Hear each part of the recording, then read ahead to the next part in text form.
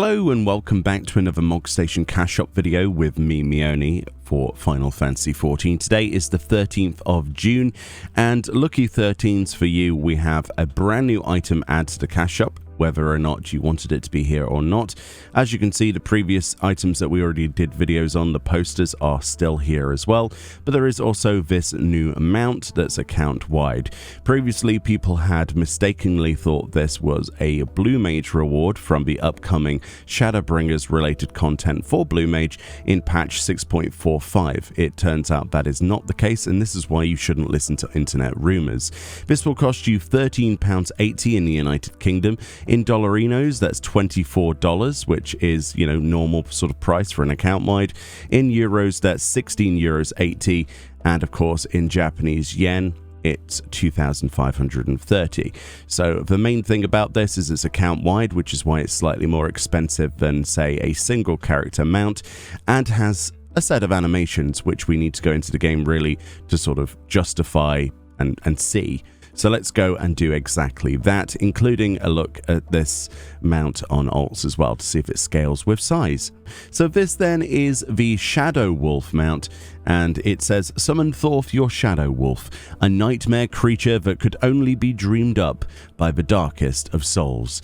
A spawn of darkest shadow, this Dreadwolf is said to have been created by an evil king to do battle with a hero of Eld. Though the truth of the tale cannot be verified, the creature's eyes betray not a hint of hatred towards the warrior of light, whom it serves with unfaltering obedience." The hidden text then, if you highlight over the picture, says, "When brought into the light, the wolf can seem less fearsome."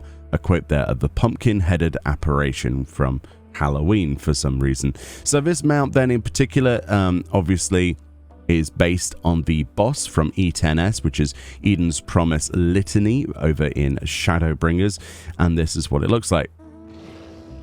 So when you immediately summon said mount, you'll notice that there's a big pool of sort of like black mist below it. If we unsummon it, we've got the roar of the dog as it goes, and it roars as it comes back. So yeah, it's a pretty cool looking mount, to be perfectly honest with you. I mean, I have nothing bad to say about the model, because essentially what it appears to be is just a straight model reuse from the actual boss itself from E10S, right? Or E10 normal, as I should say, but I'm used to E10S now. So yeah, thankfully you don't have to worry about which way is left and which way is right and which way you need to move, because yeah, it's a mount. But it is really cool. The detail looks good. Its animations as it walks around look pretty good. As you can see, there's a walk, and then there's its run animation as it bounds around. It doesn't end there though.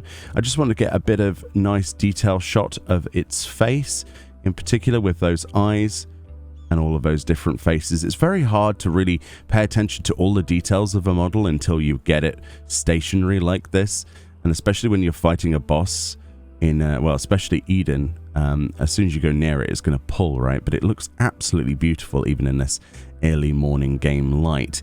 One of the other things then that people are excited about is the fact that it has a special animation when flying.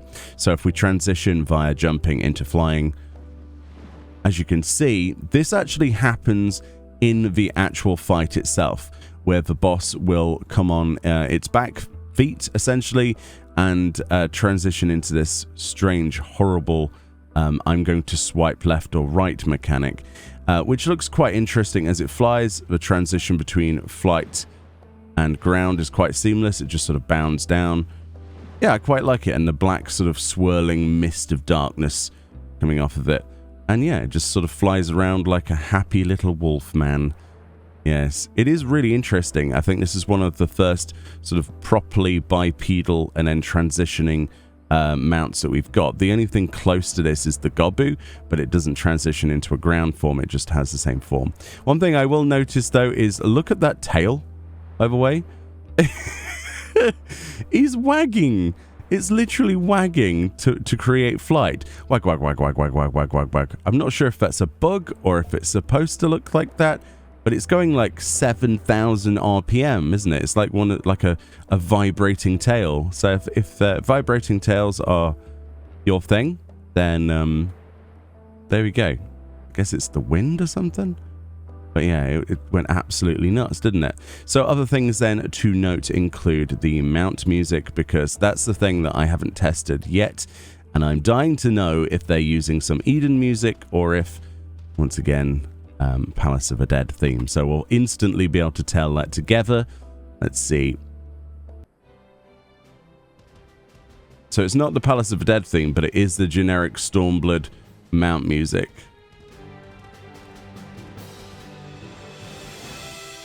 I mean, I understand that the limitations are there, and of course they can't just put any old music on any old mount. It's a lot more of a detailed sort of discussion than that, and Soken himself has come out, Masayoshi Soken, the music and creative sound designer for this game, have come out and said that it's not as simple as that, but it still doesn't sugar the pill anymore for me in terms of the music. It would have been really cool to hear the Eden music, as I love every piece of music that glorious man and his team have created. I do love the wagging animation though, but it kind of does look like a bug, but I want it to stay, because it really just looks like this dog is flying with the power of wags alone, which makes me weirdly happy to see. I do like a good wagging dog. Right, so we've got the scale idea on a Makote. That's all very well and good. It is of this size. Let us go on our Lalafell, our alt, and see what it's like, because of course this is account bound. Are you prepared for cuteness overload? I know we are. This is my Lalafell alt, and this, my friends, is what the mount looks like. And yes, it is miniature. It does have full scaling, so if you want to have a small doggo, you totally can, if you play Lalafell, that is. Obviously, the same textures, everything else is completely the same, but of course, it is a tiny doggo. It is much smaller, and good things come in small packages, right, as we know. So, there we go. It looks so small. It looks so small.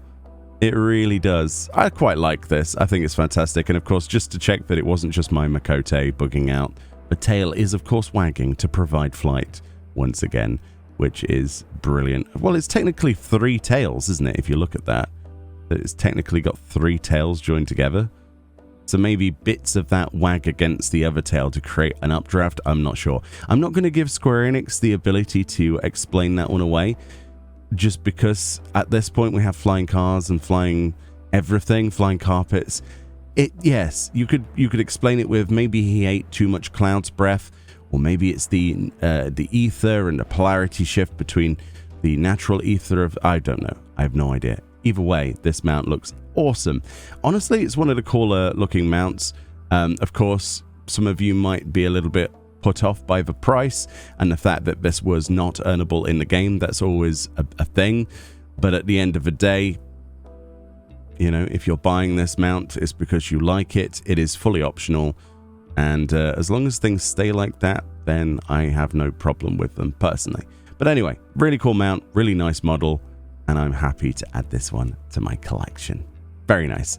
Anyway, let me know if you're going to pick this one up yet. If you've already picked it up and you're waiting at the Mog mail like I was earlier, infuriatingly. And I'll see you all next time. Bye-bye.